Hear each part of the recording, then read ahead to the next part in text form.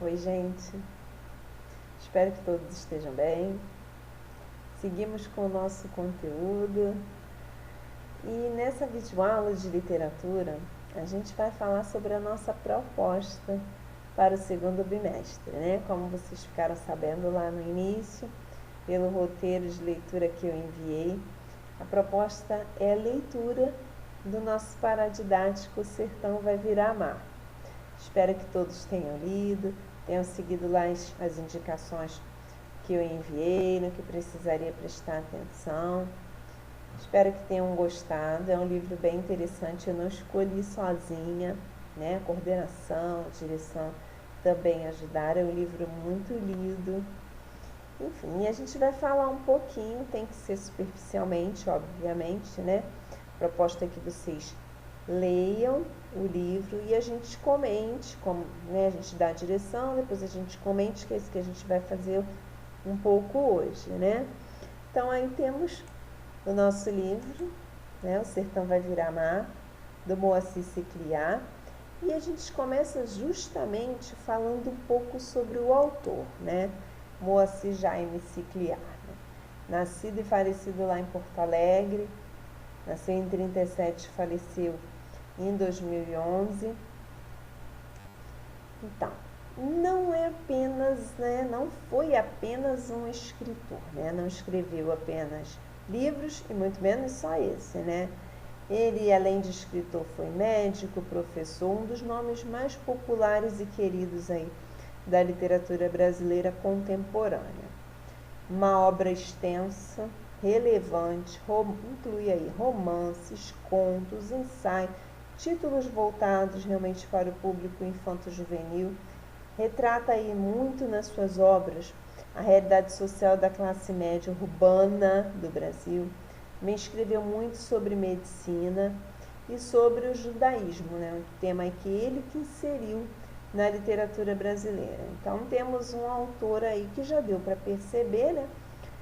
Popular, médico, professor, né? Retrata a realidade da classe média urbana, medicina, né? Um autor bem diversificado, bastante coisa para falar. Mais de 70 livros publicados, né? Um estilo leve e irônico, e nisso rendeu muitos leitores, né?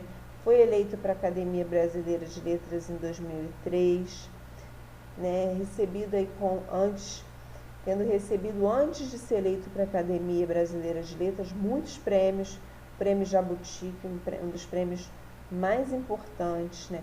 Da Associação Paulista de Críticos de Arte também, da Casa de Las Américas, prêmios assim bem importantes que simplesmente são agraciados autores que conseguem alcançar um grande número de leitores, né? Ele já teve obras aí traduzidas para 12 idiomas. Já dá para a gente imaginar quem foi, né?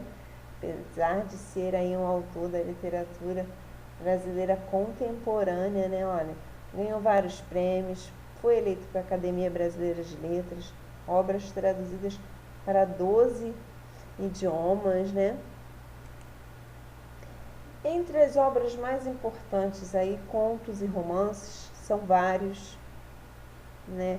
O Ciclo das Águas, A Estranha Nação de Rafael Mendes, várias aí, né? O Centauro no Jardim, incluído aí na lista dos 100 melhores livros de temática judaica dos últimos 200 anos. Olha só, incluída entre os 100 melhores. Em 1998, o romance Um Sonho no Caroço de Abacate foi adaptado para o cinema. Olha, um livro dele deu origem a um filme. Teve título aí Caminho dos Sonhos, né? O filme participou dos festivais de Gramado, Miami, Trieste. Quer dizer, um livro dele deu origem a um filme. E olha, esse filme não foi qualquer filme, ele ainda, né, participou aí de vários festivais.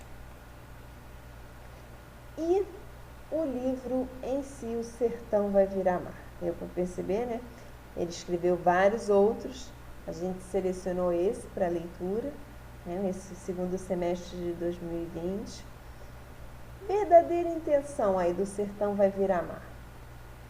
fazer uma leitura da obra de Euclides da Cunha e Os Sertões, né, que narra os fatos sobre a Guerra dos Canudos, um acontecimento histórico da história do Brasil, né, mas ele criou um enredo moderno, onde o livro de Euclides da Cunha era objeto de estudo, né?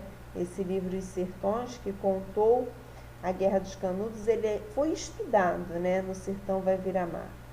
As histórias da Guerra e do Sertãozinho na narrativa são cronologicamente paralelas, na verdade são eventos narrados na imaginária cidadezinha de Sertãozinho, são um meio didático de falar, né, de interpretar as razões, os acontecimentos da Guerra de Canudos, né?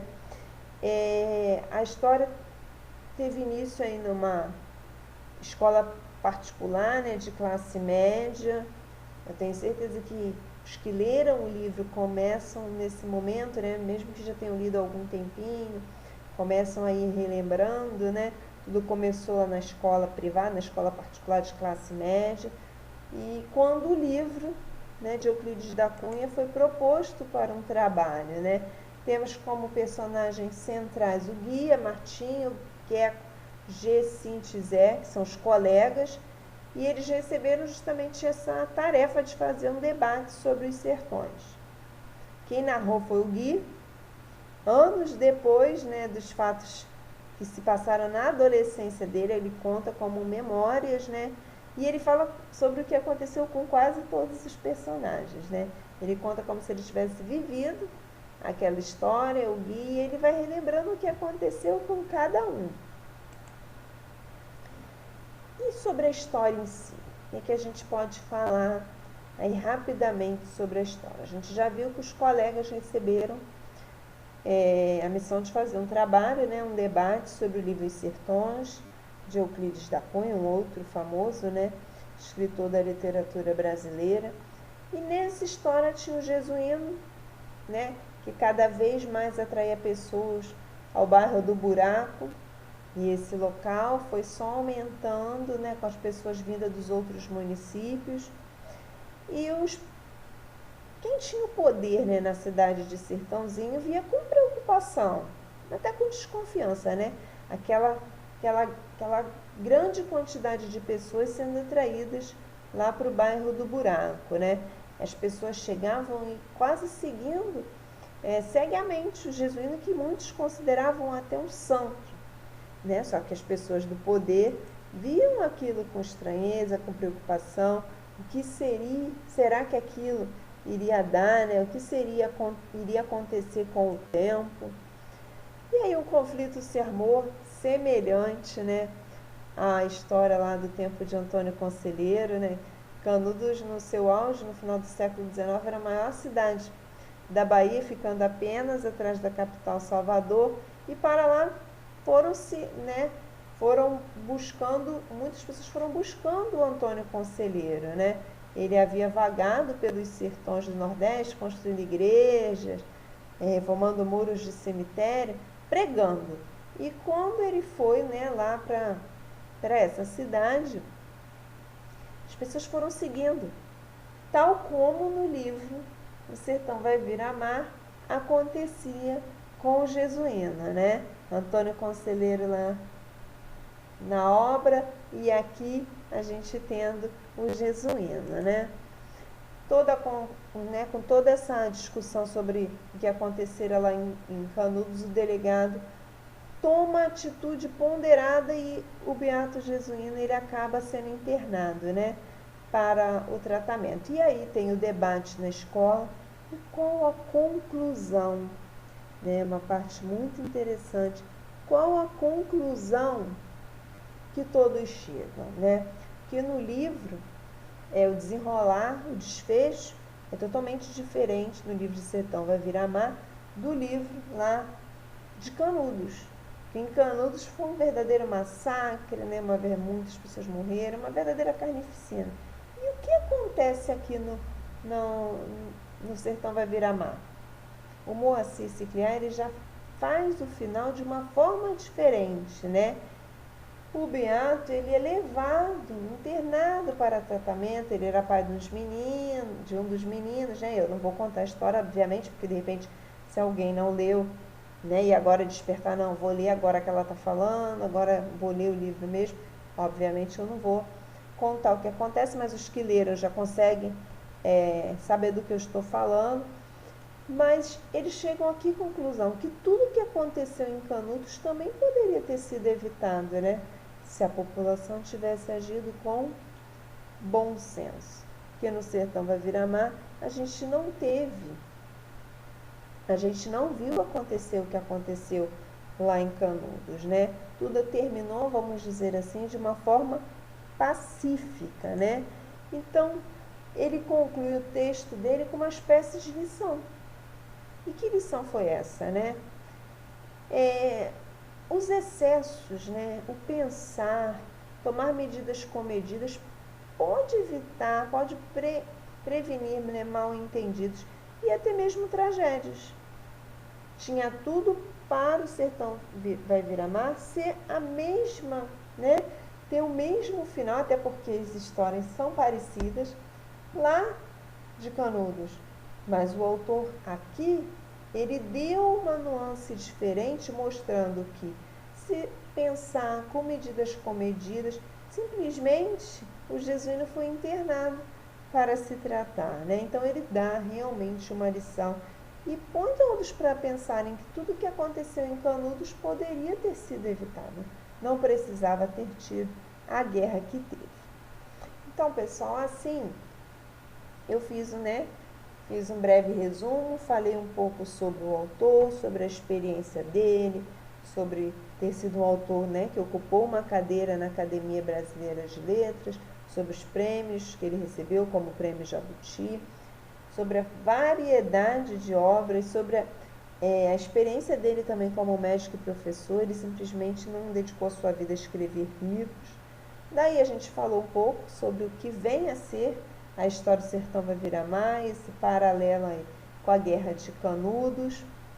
E falamos um pouco sobre os personagens, citei alguns, não cheguei a citar o jesuíno, na verdade, né? Era pai de quem? A chegada do novo aluno, que deu uma modificada, né? O aluno bolsista, na realidade, daquela escola de classe média, aquela escola particular. E falei um pouco aí desse final, né? Esse final que, de certa forma, tinha tudo para ser um final trágico, como foi na guerra, e não foi por conta, né, dessas medidas comedidas, né? Não teve os excessos que teve lá em Canudos, né?